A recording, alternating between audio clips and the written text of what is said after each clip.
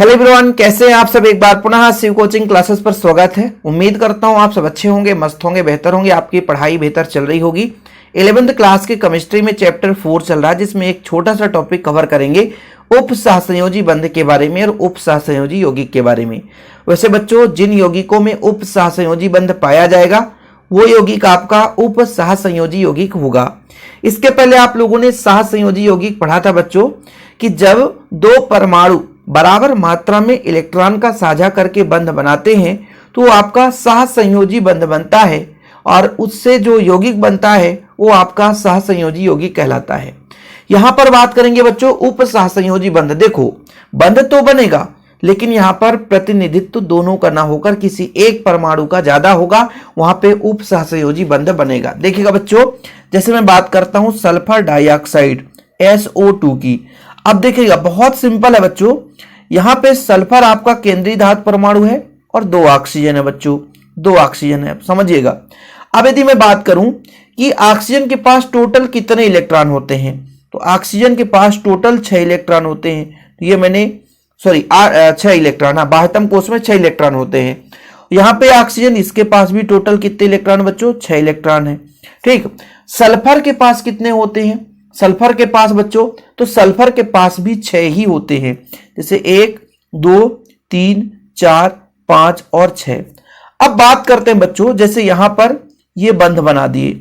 जब बंध बना दिए तो देखिएगा सल्फर का 2 2 4 2 6 2 8, मतलब ऑक्टेट रूल जो है कंप्लीट है, अष्टक नियम कंप्लीट है। इस स्थिति में अब क्या करें, और भाई साहब इसका जब बंध बना देंगे 2 इलेक्ट्रॉन के साथ तो फिर यहां पे इसका जो है 8 से ज्यादा इलेक्ट्रॉन हो जाएंगे। इस स्थिति में करता क्या है कि सल्फर जो है अपना ही इलेक्ट्रॉन किसको दे देता बच्चों, ऑक्सीजन को, और फिर बंध बनाता है। तो ये जो बंध बन जाता है उप सहसंयोजी बंध कहलाता है। लेकिन बच्चों ये जो आपका इलेक्ट्रॉन है अब यहां से हट चुका है, क्योंकि भाई साहब ये इलेक्ट्रॉन किसके पास चला गया है, ऑक्सीजन के पास चला गया है।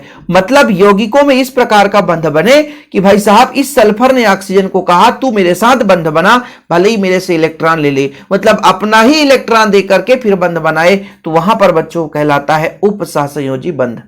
समझ में आया कि भाई साहब 2 इलेक्ट्रॉनों के साझा से ही हुआ है, लेकिन यहां पर सल्फर ही अपना इलेक्ट्रॉन ऑक्सीजन को देता है और फलस्वरूप बंध बनाता है कि चल भैया, जैसे मान लीजिए एक आपका दोस्त है, आपके पास 10 रुपए है, कुछ खाना है, लेकिन दोस्त कहता है मैं तेरे साथ जाऊंगा ही नहीं क्योंकि मेरे पास पैसे नहीं है।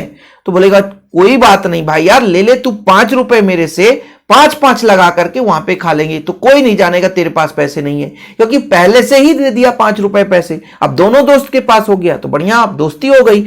ऐसे यहां पर ऑक्सीजन कह रहा था मैं तेरे पास नहीं आऊंगा क्योंकि भाई साहब मेरा गड़बड़ हो जाएगा, लेकिन यहां पर सल्फर कहता है एक काम करो, तुम मेरे से ले लो भाई 1 इलेक्ट्रॉन और फिर बंध बना दो, तब तो चलोगे। बोला ठीक है, तब तो मजे ही मजे। अब इस तरीके से बंध बन गया बच्चों, चीजें भी क्लियर है। क्योंकि सल्फर के पास यदि 2 इलेक्ट्रॉन है, डबल बॉन्ड बना देता तो फिर गड़बड़ हो जाता, ऑक्सीजन को तो बल्ले बल्ले हो जाता, लेकिन सल्फर के पास बहुत ज्यादा बाह्यतम कोश में इलेक्ट्रॉन हो जाते। इस स्थिति में परमाणु अपना इलेक्ट्रॉन स्वयं देता है और बच्चों फिर बंध बनाता है, उसे हम उप सहसंयोजी बंध कहते हैं और इसको एरो के चिन्ह से प्रदर्शित करते हैं। ये एरो ये बताता है कि सल्फर ने ऑक्सीजन को इलेक्ट्रॉन दे रखा है, सल्फर ने ऑक्सीजन को इलेक्ट्रॉन दे रखा है और फलस्वरूप बंध बना है। ठीक है, ऐसे बच्चों SO3 में भी होता है।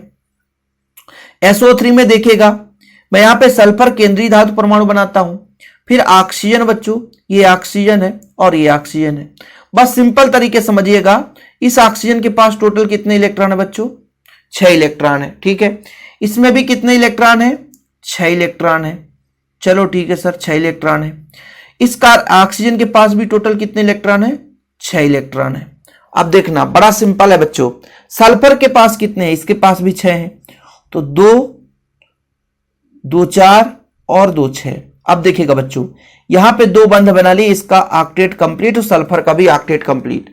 अब ये 2 ऑक्सीजन है, यदि इसके साथ 2 बंध बनाता है, इसके साथ 2 बंध, तो इसके पास 6 इलेक्ट्रॉन हो जाएंगे।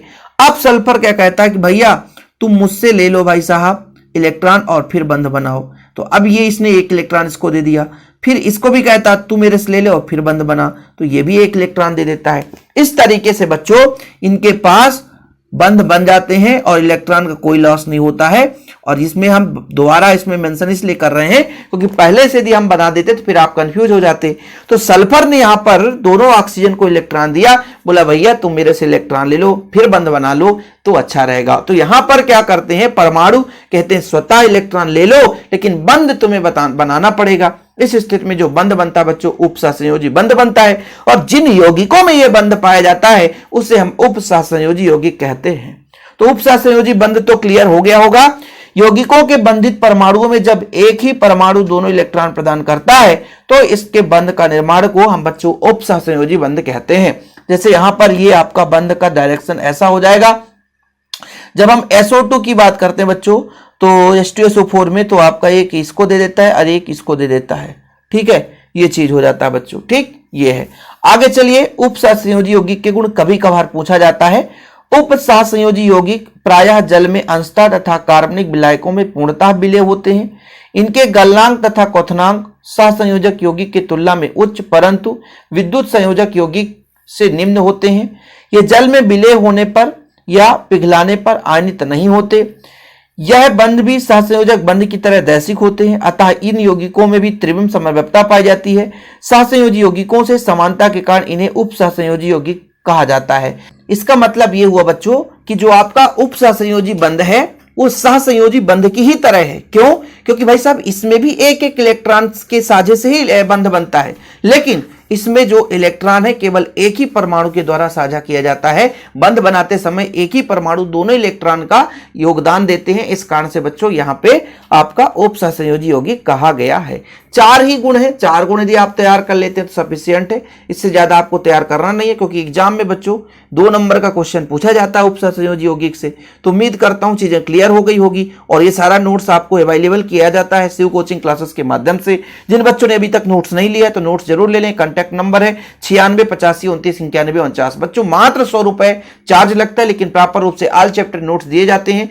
जिनको भी नोट्स लेना है प्रॉपर रूप से लेकर के तैयारी करें। फिलहाल अभी के लिए इतना ही। जय हिंद, वंदे मातरम।